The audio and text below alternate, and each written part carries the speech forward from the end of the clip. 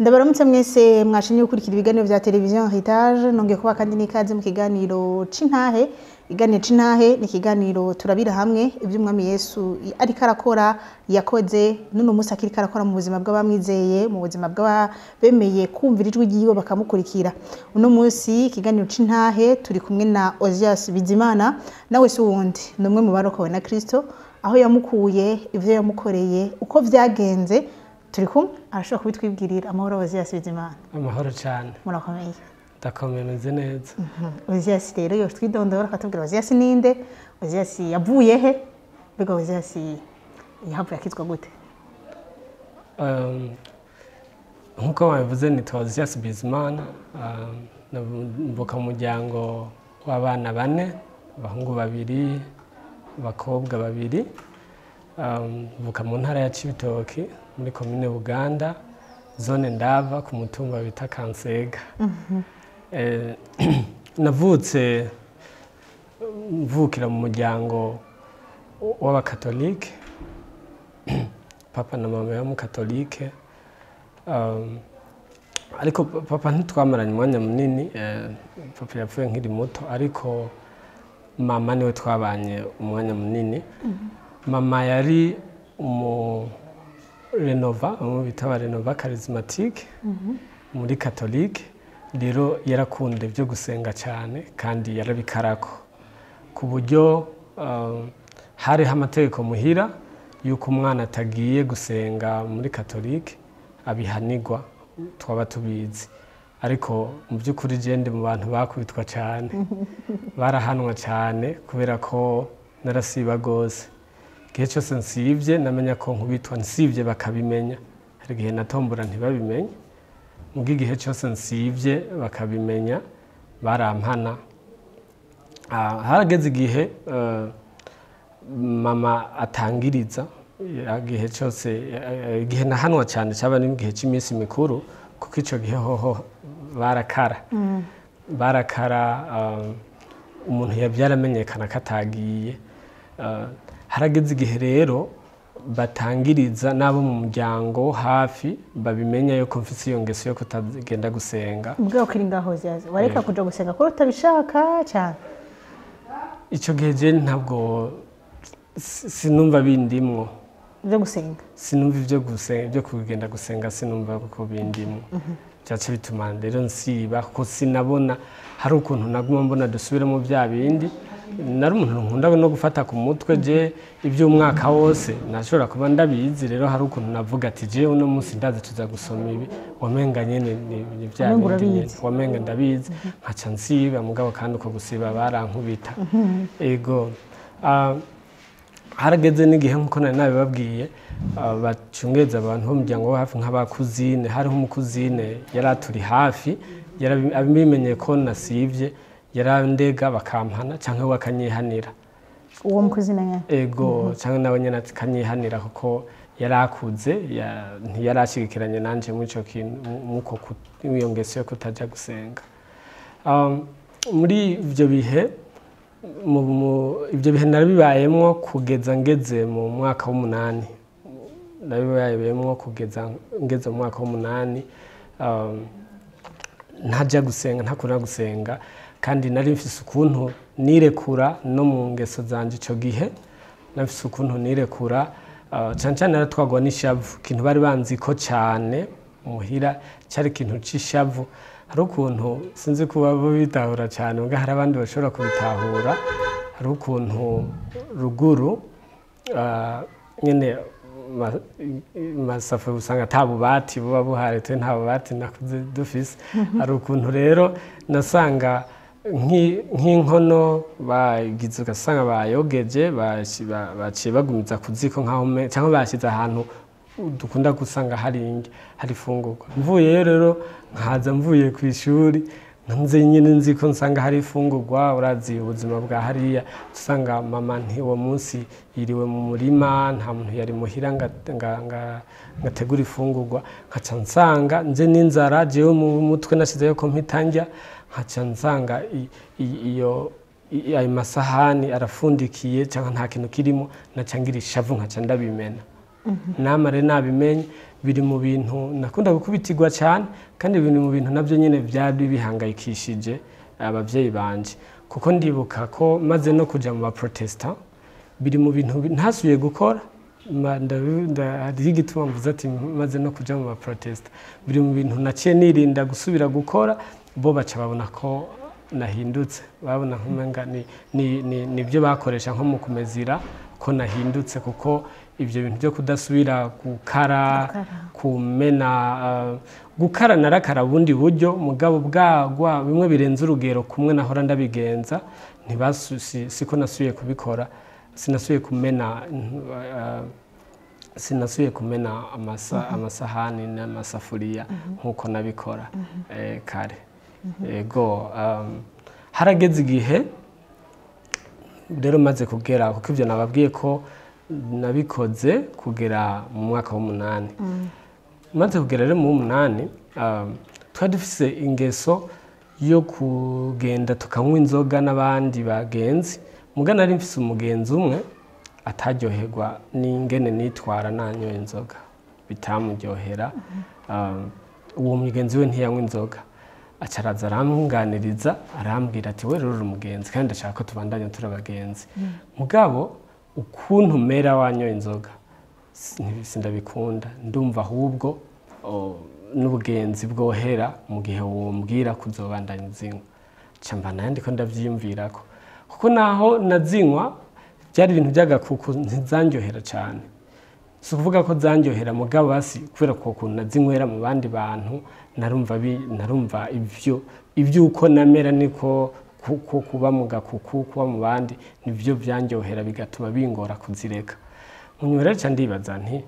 nzoziba gute bizogenda gute mara umwanya biriko biragira kuko naranka ko uwo muhungu andojeta nanka kandojeta agira munyaca ndibaza none ko byongora kuziheba kandi nkitwa ko nkiri mu ishengero cyangwa mu idini rizemera rizinywa icyo gihe cyamfata ingingo yuko kugira bikunde kumbure ko noja mu ba protesta niyo nzira hari umugenzi rero nagiye guhanuza wundi w'umu protesta ukuntu vyogenda ukuntu noba umu protesta niwe yangiriye inama ukuntu nobigenza icyo gihe ndagenda mu rushengero wabo ntabwo yari mu Pentecote bari bafise urushengero we yacengira inama ko noja mu ishengero ryabo ndaja mu ishengero ryabo mugabo mu ishengero ryabo ntibabatiza baca bakurungika mu rindi shengero ushimye kugira uje kubatizwayo je rero mpitamo kuja muri Eglise de Pentecote kugira nje kubatizwa kuko niho nabona hariho n'imiryango myinshi n'umutonto wanje yandeze umudata wacu niho yari murongozi muri iryo shengero rya Eglise de Pentecote hama maze kujayo rero ngiye ku iyo misiyo yo kuja kubatizwa kugira nce ngaruka muri rya shengero rya babandi niho naca mbona umenga ntabwo ntibikenewe ko nosubira muri rya shengero rya babandi kuko ukubatizwa kwanje kwaratevye ko natanguye kwiga igice niga mu mwaka w'8 nza kubatizwa deja ndi mu w'icenda ndi mu kumara umwaka w'icenda narayize igice nk'umwaka wose wahatswe no kurenga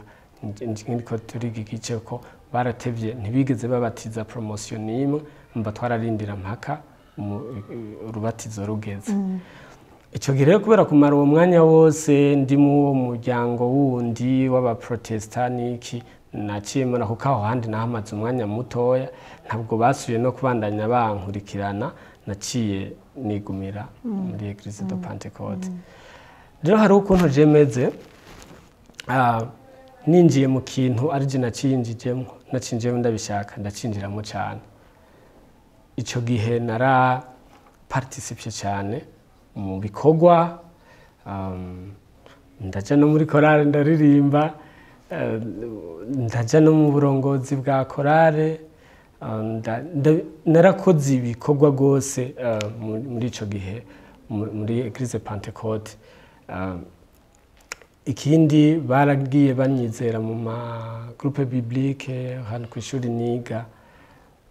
nararongoye groupe biblique imyaka 3 groupe biblique hano bitwa lycée communal ndava village ahantu nize narayirongoye mugabo ico gihe cyose hari ibintu numva bihaze hari ibintu numva mpajije mu mutima wanje muri iyo myaka yose nabayeho nkora ibikorwa kugeza muri 2017 murazi yuko sinzi ko mumenyereye ama programme menshi y'aba protesta batandukanye nko muri Église de Pentecôte twadufise ukuntu twabigenza harabaho gutegura amasengesho y'abaririmbyi nimbura umuririmbyi wategeza guparticipa mu masengesho y'abaririmbyi nimba kuko uwo mwishengero utegeza guparticipa mu masengesho y'ishengero ayo yose barayategura uri umunyeshuri haba hariho umugwi w'abanyeshuri amasengesho y'abanyeshuri uri mu gwaruka harabaho amasengesho y'ugwaruka ari migwi bitandukanye nari nanje no mu migwi myinshi imigwi y'abasore urumva hariho ugwaruka mugizwe n'abahungu n'abakobwa rero abasore bonye atabakobwa barimo aho hose haba hariho ukuntu mutegura amasengesho n'amasengesho y'umuntu ku giti ciwe ugasanga hariho nk'umugenza kuri hafi cyane mu ishengero nari mfise umugenzi yarandi hafi twarakunda nyene gutegurana amasengesho yacu dusenga aho hose umuntu muri liste y'amasengesho icaza imbere iminsi yose kwabo gusengera iherezo ryiza kwemegwa n'Imana kugira Imana dukunde kubikunde igihe kigeze umuntu azoje mu ijuru nibyo bintu byaba birimo mugabo nama ni iminsi yose uruhagarara mu mutima kuko ibyo byose kugira umuntu akora ibyo byose byaterwa n'ubwo ruhagarara mu mutima n'aba mfise mbega kumenga hari ico ntarakora mbega nk'ubu Yesu yoza ubu nyene mbega nogenda mu ijuru mbega byogenda gute reka ngira amasengesho reka ntegura amasengesho abandi bo bari mu masengesho Yesu aba bakunda kunsumvya reka nanje mu ndwiza cenja kuyabwira mwarimu ko nzoyajamwo reka nani umugenzi tutegura amasengesho natwe nkama muri ibyo mugabo igihe cyose nayajamwo ndeke naguma numva mfise ikintu mpajije numva uruhagarara mu mutima numva ubwoba bwo gutinya Imana fana gutinya Imana ko kuyubaha gutinya Imana ko nyene ishobora kundandura nayibona nk'Imana izondandura kubera ko ntaragira ahantu noyinezereza ntaragira ahantu noshobora gukora ikintu nk'uko ibishaka nkagerageza gukora ibyo bavuga ibyo butumwa bwiza abasiguzi ubutumwa bwiza mu ishengero baduhanura ingeso nziza nkagerageza uburyo bwose muga ibyo nakora byose nkaguma numva hari akantu gahaze muri jewe nkaguma numva rwaruhagarara rwo mu mutima ntigwigera ruhagarara nkumva nkagifata nkaja ahantu nkasenga mana nkasenga mugabo toujours rwaruhagarara rwo mu mutima bikanka ko ruhera Osias rero yahavuye abandanya gute yahavuye abandanya muri urwo ruhagarara canke hariho aho byashitse birahagarara Osias arabandanya mu by'ukuri Imana yarangiriye ubuntu kandi ni bya bindi by'uko umuntu nyene atabimenya Imana ikoresha inzira nyinshi ndikunda senga Mana agenda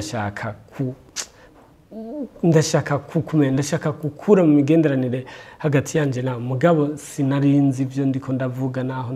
sinabitahura toujours naguma numva rwaruhagarara mugabo Imana harageze igihe iranyishura mu nzira zayo hari muri 2017 niho ibya YWAM nabimenye 2015 mugabo umva sinanzi lo contenu ibiriyo mugabo aragerageje kuncira ku mayange numva ndabishimye kuko narumva muri jewe ko hazogera igihe nkaba umuntu nkorera Imana mu kuri n'umutima wanje numva uryohewe numva mfise joy and fulfillment, numva satisfaction mu mutima n'umunezero w'agakiza. Ariko icyo gihe narumva biri kure, ntabwo nari sinaye bwabishikemo. Mugabo 2017 niho inyishu yanje yaje. Hari mu ndwi ya mbere ya discipleship training school. Indwi ya mbere twariko twiga tukiri ngaho nyene iyo ndwi ya mbere mwariko mwiga bimwe bita kuba umwigishwa wa Kristo. Ego, discipleship training school ni ishuri yigisha abantu guhinduka bigishwa ba Kristo. Ego, ni programme yo muri Youth Mission YWAM, ni programme ifise indwi 24, indwi 12 muri class mu ishuri, izindi ndwi 12 mwagiye muri communauté kugira mukorane n'amashengero, mukorane n'ikibano, mushira mu ngiro bya bindi mwiga. Rero ndi muri igihe canje rero naje ndi muri class ndiko ndiga indwi ya mbere. Umva tuba dufise indwi 24 zo muri iyo mugaje mu ndwi ya mbere niho inyishu yanje yabonekeye. Mwigisha ariko arigisha icigwa cha nature and character of God, nature kamere n'umuco w'Imana hamwe n'akaranga kacu muri Kristo, our identity in Christ, karanga kacu muri Kristo. Izo nyigisho zambereye inyigisho nshasha mu buzima bwanje. Ariko arigisha warumva neza yo kumenga yinjiye mu mutima wanje, abari yari kare karavugira avuga ayo majambo numva binzanira nk'umuco muri jewe. Nkafata umwanya wo gusenga, rero ugusenga gutandukanye na kwa kundi nagira. Ndi mu bantu batangaje cyane muri iryo shuri, kuko ikintu nakoze cyo gushobora kugurisha itongo ryanje ngo ndihe mu mafaranga y'iryo shuri, ndihe ishuri, kuko iryo shuri nari nabuze amafaranga. Mu nyuma nza kugurisha itongo ryanje nari mfise kugira ndi, usibye ko naho nyene ntashoboye gukwiza, Imana yari irafise ukundi kuntu yanyongerereje, mugabo icyantera iyo conviction yo kugurisha iryo tongo ryanje, kuza ku bintu kuza kugira ndihe ibintu, kuko twe tuba tumenyereye ibintu umuntu ashobora gutangira amahera, kandi ibintu ashobora kuronkamwo akazi, kandi ibintu ashobora kugira jivye nta n'ivyari mu mutwe. Ikintu cankonvense gutanga iryo tongo ryanje n'ivyo bintu nariko ndaronkeraho muri discipleship training school. Mu Kirundi bingora kurivuga mu Kirundi, ishuri rihindura abantu kuba bigishwa ba Kristo. Umwigisha yarashobora kwigisha nkumva mu by'ukuri ndiko ndonka umuco uri kurandasira, undasira mu mutima wanje, numva ndaruhutse, numva umutima wanje uraronsa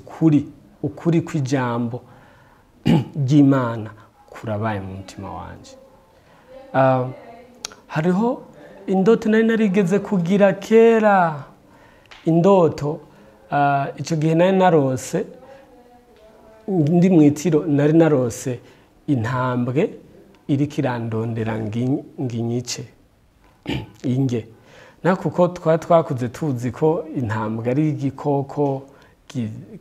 gikaze gusumba ibindi bikoko byose. Muri abana bato, turi abana bato batwigisha ko intambwe ata gikoko na kimwe kinesha, kandi nta n'ikindi numva ko intambwe ari intuze umwami w'ibikoko. Rero icyo gihe ngira ubwoba bwinshi yuko ntaza kuronka, simvuga ati ndaza kurondera imbwa zimfasha. Icyo gihe mw'iryo tiro, kandi nari nkiri mutoya, numva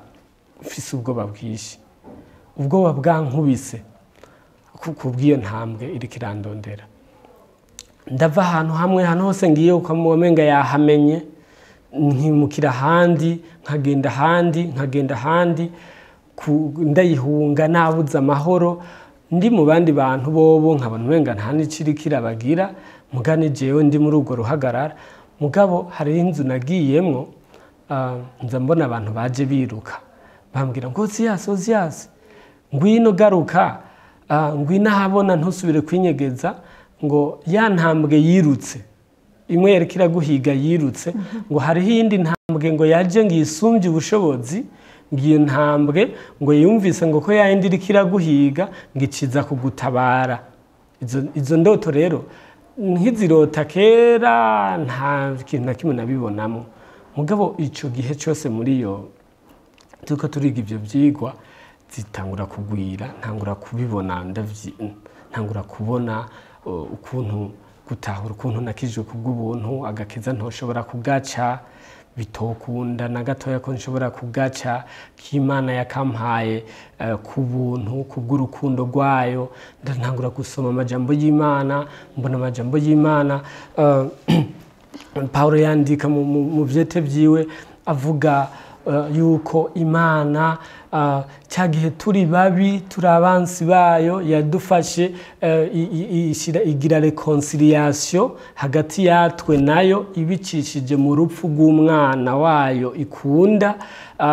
rero kandi ibyo yabikoze kuva hariya tukiri abansi mbega nk'ubu naho twitwa abana bayo ni gute dushobora kubandanya twiganyira turiko tugerageza guca ko gakiza kaguzwe ikiguzi kingana gutyo tukankaguma ngara cyambona rero kumbe ntangura gutahura ikibazo aho cyari kiri nuko kuva kera nshinjira muri mu ba protesta naciye mbaho ubuzima bwo gushaka guca gakiza ntabwo nari bwigishwe neza inkuru nziza ubutumwa bwiza bw'agakiza icarico makiri ngaho ego twavuga yuko cagihe cyose wamara uriko urakora bya bikorwa urongora amagroupe publique ugirane utigeze wumva izo nkuru z'agakiza inkuru zuko Imana yadukunze urukundo rutagira akagero Imana ariyo yaduhaye ako gakiza ku buntu ntigeze uvyumva canke waravyumva muga ntivyari bifite agaciro Okay, ni kibazo kigoye kwishura birashobora kuba byaravuzwe kuko nagiye ahantu henshi bariko barasigura ijambo ry'Imana mugabo mu by'ukuri iyo majambo ntiyari bwigere agira ubuzima muri jewe barashobora kuba barabivuze barashobora kuba barabinyigishije barashobora kuba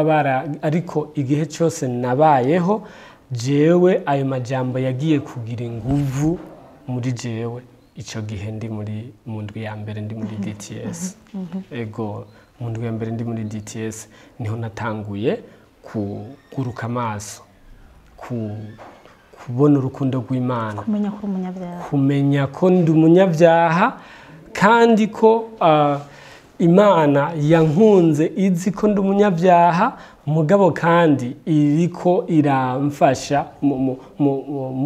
ku buntu bwayo aribwo bwatumye nemegwa imbere yayo atari uko nobica atari uko nabiciye kandi ntoshobora kubica kandi ku buntu bwayo aribwo bugenda burantransforma bwa buntu nyene bumwe bwankura mu byaha bumwe bwankiza bukangira umwana wayo biciye muri Yesu Kristo nibwo nyene mwuru rugendo ndiko ngendana na Kristo buri kumwe nanje bunkiza nkuko muri Tito umuce Paulo yandikiye Tito yavuga ati kuko ubuntu bw'Imana bwaserutse butwigisha ukwikunkumura ibitava ku Mana byose muri context ndiko na paraphrasing kimuno ubwo buntu karibwo bubana nanje nuvuga mu gihe nari mbaye ko ijambo ubuntu ntabwo ryagira inguvu gishobora kuba ryari nk'amateori muri jewe ndashobora kuba mu nyigisho nigishije ndashobora kuba narabyigishije ego ko narigishije abantu benshi narigishije ahantu henshi nararongoye ahantu benshi naragendeye abantu benshi umuhungu witwa Onete Niwanzi yarambwira ko ndamubera karorero mu bintu bitandukanye nanje akambera karorero mu bintu bitandukanye tugafatana imyanya yo gusenga turi kumwe nawe mugabo ico gihe cyose numva umenga ndiko ndaca agakiza ndiko ndaca urukundo rw'Imana donc gukundwa n'Imana ndiko ndabica ariko maze kuja muri DTS nkatahura yuko agakiza bitokunda ko ndagaca naho no kwimena navuga ati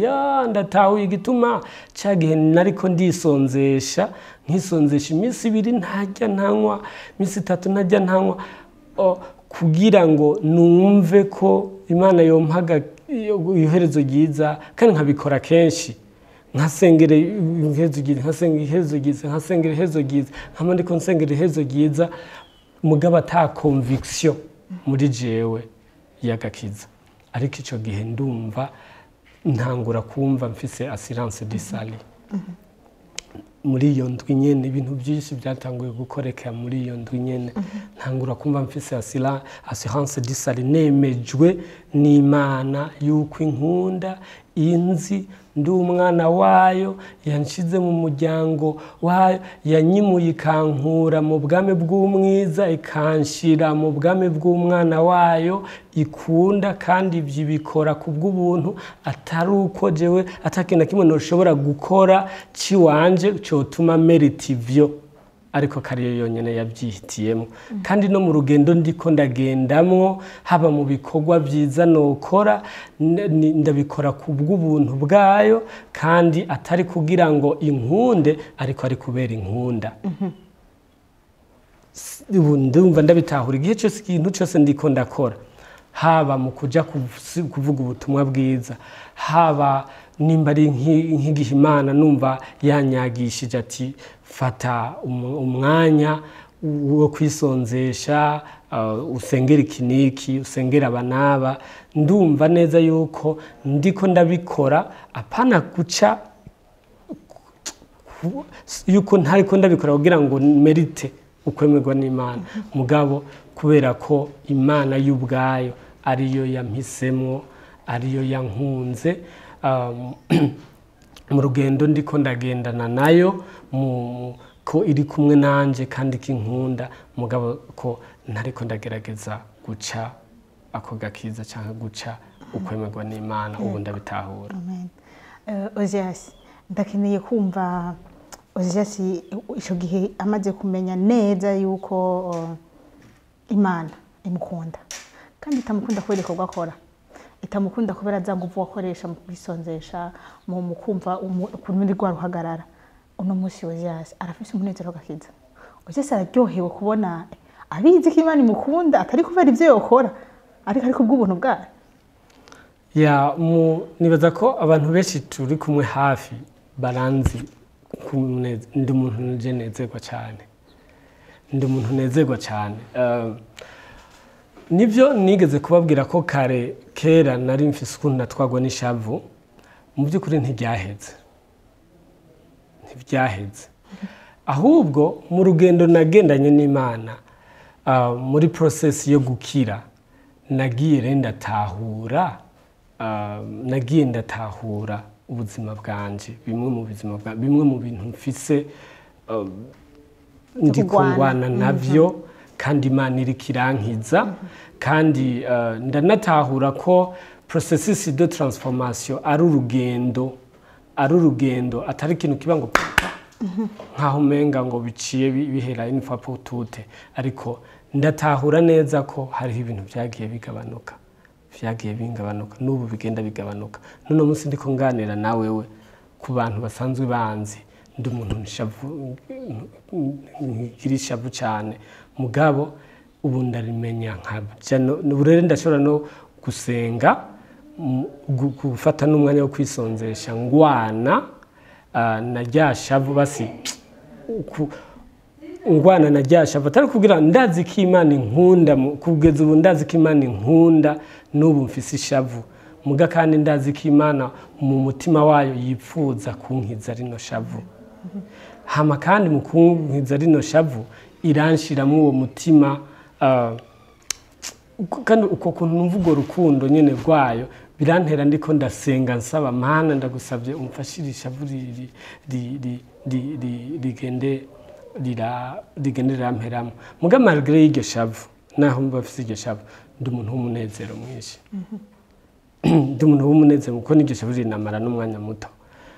ndi umuntu w'umunezero mwinshi numva nezerewe umva ku buryo ntashobora no kubidekriva n'igihe ndiko ndasenga Imana igihe ndiko ndigisha ijambo ry'Imana igihe ndiko ndasoma ijambo ry'Imana ndumva umunezero cyane uno munsi Osias nta ruhagarara gifise nta ruhagarara gifise rwo kuvuga ngo mbega none ejo mpfuye noja he mbega ntakija muri ya masengesho asaba iherezo ryiza uno munsi Osias yuzuye amahoro arumva afise amahoro yuzuye mu mutima wiwe. Okay, uvuze ati ntakija muri ya masengesho je amasengesho ndayajamwe yo gusaba iherezo ryiza ariko mu by'ukuri sinza gusaba iherezo ryiza ndumva mfitaniye imigenderanire n'Imana yanje irafise iby'imbwira irafise iby'inkorija iby'imbwira ati Osias iki kintu gihebe nkumva nyene nkasanga nasuye kukigwamo muga kandi inkumva Imana inkomvenka iki kintu se cyo mu muryango wacu umuryango w'Imana Osias iki kintu se cyo mu muryango w'Imana nkasaba imbabazi Imana hama nkakinesha kandi ndumva neza ko ari yimfashije kukinesha bwa bwoba bwo gutinya Imana kumwe ko gutinya Imana kuko gutinya Imana kuri kubiri hariho gutinya Imana ko kuyubaha nubona igihe cyose tuzobona muri Bibiliya handitse gutinya Imana nukuyubaha reverence cyongereza ukuyubaha ukuyumvira gukora iki kubwiye uko gutinya Imana ariko gutinya Imana k'umuntu atarakizwa no gutinya umuriro gutinya Imana ko gutinya umuriro rero siko kungifise siko turajana kuranyumva gutinya Imana ko gutinya umuriro ntabwo kukindi muri jewe kandi gutinya Imana ko gutinya umuriro kuba kuri mu muntu atarumva assurance risali assurance y'agakiza umunezero kumva yuko uhahamiye kugumana n'Imana ndumva mu ijuru kari wacu reka bitahure ari ukuntu kare umuntu ariko ndiko uri kunganiriza byo mu ijuru kandi naho nabamvuye mu masengesho numva umenga nahantu kure hagoye gushika ego hagoye gushika kandi noneho hariho n'uburirimbo wasanga bariko baranaturirimbisha nabwo nyene bwaba bugize aragucanga nk'uburirimbo wavuze ngo kuja mu ijuru ntabwo ari gihamana ngariko mu ijuru hazojayo warikoreye nubwo buririmbo hari ukuntu kumburengera nabutahura nabi twaraburirimba gose twari turi muri ayo masengesho nyene yo kwisonzesha twisonzesheze iherezo ryiza ubwo buririmbo bwaragaruka bukatwenspira muko kutwenspira bwarangwiza mu bwoba none ko umenga nturi kurarikorera ko mu ijuru hazoja mu warikoreye mu by'ukuri je numva nkora igiki cotuma ndarikorera kandi ntarica nkarikwira mugabo nkumva ndafise staka rero ati kombe conclusion rero mu ijuru ni kure haragoye gushika no musi urumva ko horoshe gushika ubu no musi numva ari wacu turiko turajana no musi numva mu ijuru ari wacu mu mutima wanje kuko ndavye umutima w'Imana nta maze gutahura umutima w'Imana yipfuje kuzobana nanje ikaba ariyo yagize iyo effort kandi nanje kugeza ubu nkaba nabibitahuye sinumva inguvu zizova ku mugwanizi zoza zisumba iz'Imana imfashe ukuboko ndakunda amajambo Paulo yanditse mu Baroma igice 8 uhereye nko ku 38 umurongo wa 38 aho yereka kompara agereranya avuga ngo mbega n'igiki cyo ntandukanya n'urukundo rw'Imana aravyagura aravuga ati mbega urupfu ngo ntandukanye oya n'ubugingo oya n'abamarayika b'Imana oya n'abadayimoni n'ama principalities yoshobora kunkura bakuru b'abadayimoni boshobora kunkura kuntandukanya n'urukundo rw'Imana oya mbega n'uburebure bw'amajepfo n'uburebure bw'amajyaruguru n'uburebure bwo kugenda uko n'uburebure bwo kugenda uko oya nta na kimwe mbega n'abafise ubushobozi the powers oya aravuga ati cyangwa ikindi cyose arashira akakumbure icyo atahejeje gusita cyangwa ikindi kintu cyose aravuga ati kuko yakoresheje amajambo for I am convicted kuko nemejwe mu kirundi bakoresheje ati kuko menye neza ego kumbure tumenye neza rwose ntakekeranya urumva ugiye kugisoma mu gifaransa cyangwa mugiye gusoma mu cyongereza uti for I am convicted harimo conviction yuko uruko nanje ndumva uko nyine umva ndabivugana n'inguvu kuko ndumva ndi convicted ndumva nemejwe rwose ntakekeranya yuko ari urukundo rw'Imana rumfise atari jewe ndarufise untahure cyose tukuvuga sije ndarufashe ubwo rukundo rw'Imana kuko jewe noruha nkarurekura mugabo nigwo rumfashe ntabwo ruruha ngo rushobore kundekura icyo kintu ndumva kinezereje kandi kimpumurije kandi kintera umunezero atari uw'akanya gatoya pana just a happiness but joy ko happiness ni kubiriko biraba mugabo joy ni wa munezero wumva nyine ati ego ubu ndawumva wiburuka uva indani uja kubari hanze utari kubiva hanze uzindani ariko uva indani muri jewe uja hanze urakoze cyane Osias urakoze cyane cyane Imana iguhezagire Imana igukomeze ikugwirize umunezero ayo mahoro uko kumva yuko Imana igukunda kandi ikwitwararitse kandi ari igufise mu kiganza atakintu na kimwe ushobora kugushikura mu kiganza c'Imana bigume muri wewe murakoze Imana iziguhe ivyisaba byose amen iziguhe na ryahereze ryiza amen amen mbega wowe ufise uwo munezero woba umva wemejwe rwose unezerejwe rwose n'urukundo Imana igukunda ari namwe mu majambo doreje kuyaga na Osias uko Imana yamurokoye imukuye mu kutamenya ko inkuru nziza yagakiza mu kutamenya ko umuntu ari umunyabyaha kandi wenyene atashobora kwikiza ariko dukizwa n'iki n'ubuntu nayo n'ingabire itangwa n'Imana tukaca tugira n'ivyizigiro byuko inyuma ya buno buzima inyuma y'ibintu byose byo kuri nosi tuzoragwa ubwami bw'Imana mwakoze mwese mwako murakurikira ino ntahe yacu ariko ntitwogenda tutavugishije Honete Osias yavuze ko ari we muntu bafatanya amaboko ko ari we muntu bateranye intege nawe nyine turaza kumwumviriza tumwumvirize tuhatubwire nawe nyine ivy'Imana yakoze muri Osias ibyo ashingira intahe ibyo yabonye muri Osias uwo munezero ayo mahoro yo kumva anezererewe kubona no munsi ari Imana imufashe ukuboko kandi idashobora kumurekura ari urukundo rw'Imana rwamugose impande zose kandi urwo rukundo rw'Imana rubandanya nawe jewe Bizimana Osias turazinanye cyane tuzinanye kuva twigana mu mwaka w'9 hari muri 2009 no kuvuga ko icyo gihe yari umuntu mu ishuri yagaragaza ubwenge yagaragaza urukundo yagaragaza umwete cyane ni nacyo cyatumye jewe tuba bagenzi cyane kuko nabona ko hari ivyandusha nkaca nihutira kumwegera kanyigisha twararana kenshi atwigisha yigisha abanyeshuri benshi cyane hanyuma turashishikara turabana muri ibyo by'ishuri abandanya kugaragaza rero umwete icyo gihe ni naho yariko yiga igice ngo abatizwe ofete Osias ava muri katolika aja muri Pentecote wewe yabibona nkaho menga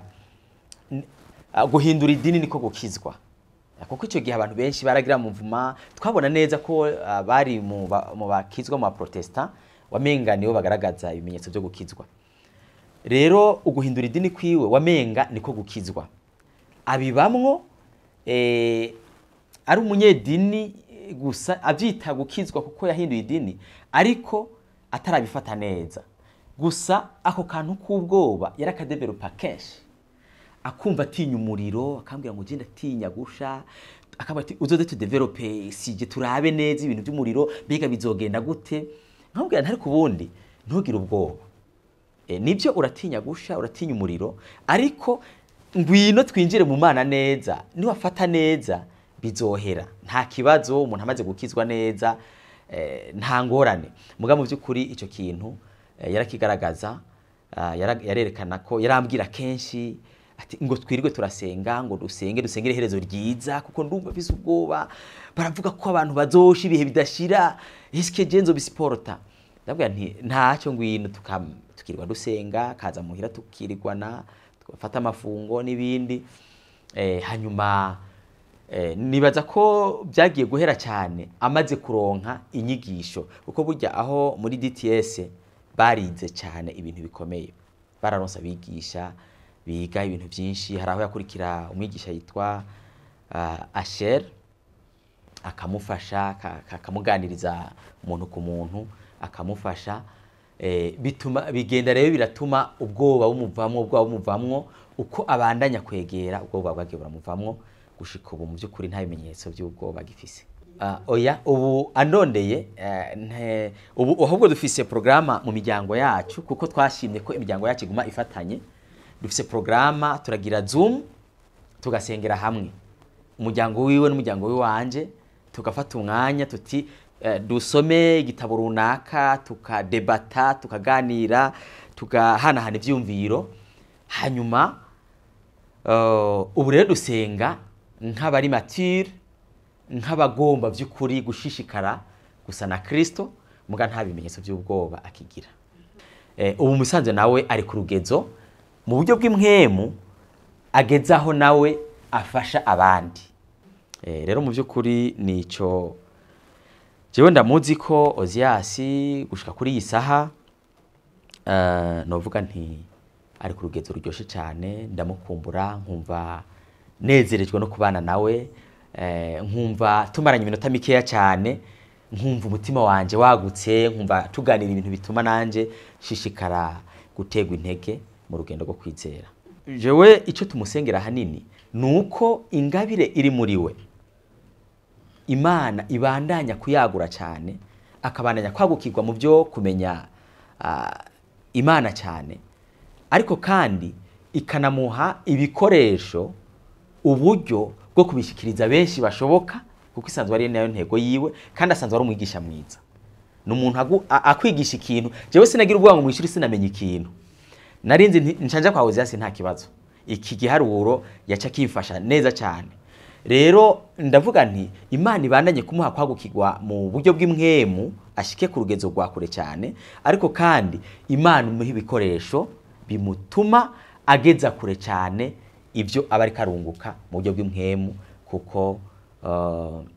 n'umuntu asanzwe anabikunda kwigisha abandi. Ni hano rero duce dusozerera ikiganiro cacu. Mwakoze mwebwe mwese mwariko muragikurikira. Ubuntu bw'Imana bubane namwe, kandi mugira ibihe vyiza aho muherereye.